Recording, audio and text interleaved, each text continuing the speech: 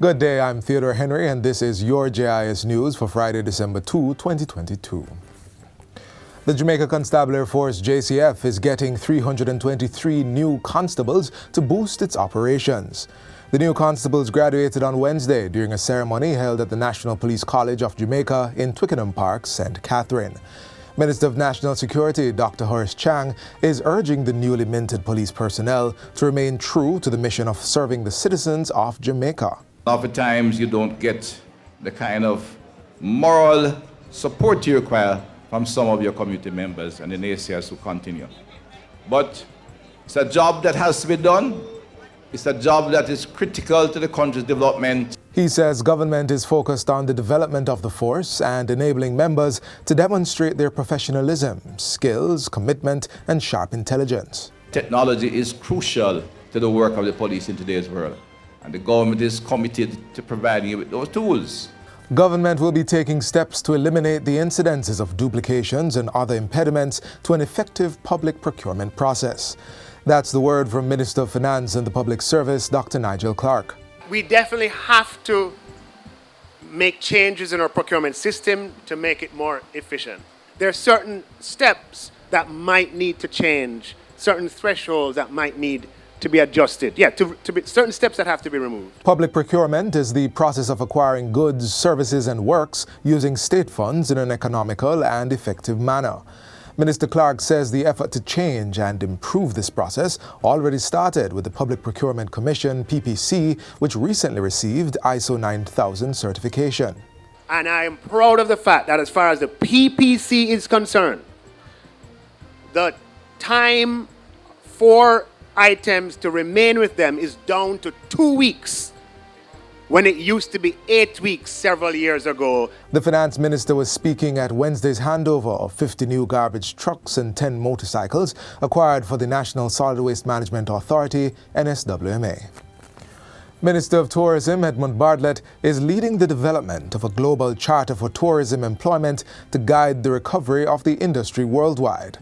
The charter is being developed by the newly formed Tourism Employment Enhancement Team, chaired by Minister Bartlett.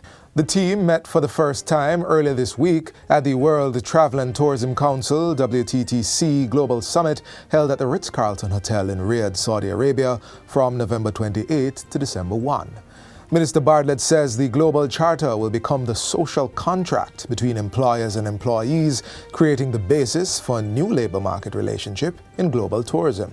So what we will end up with is a globally accepted charter that will guide future employment activities in the industry and training and development and upscaling of the workers in the industry. While in Saudi Arabia, Minister Bartlett also led a team of Caribbean tourism officials in cementing a major multi-destination arrangement with leading airlines in the Middle East.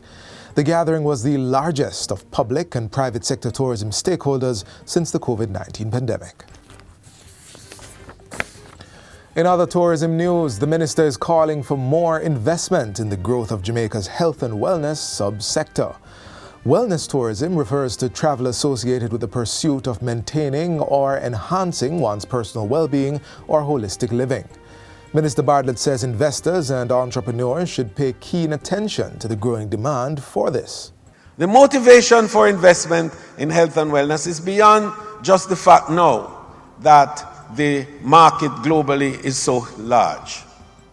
But what Jamaica is doing in terms of our own planned development over the next 5 years invites you to make those investments.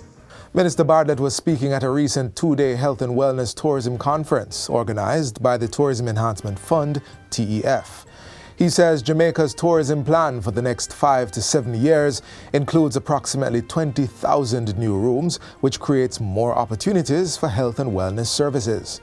Globally, in 2020, the health and wellness economy was valued at $4.4 trillion and is set to recover from the impact of the pandemic.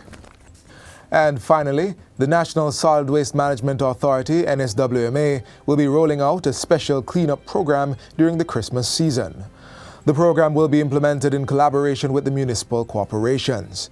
It will target town centers and market districts to boost garbage collection and place greater emphasis on compliance to minimize the illegal disposal of waste.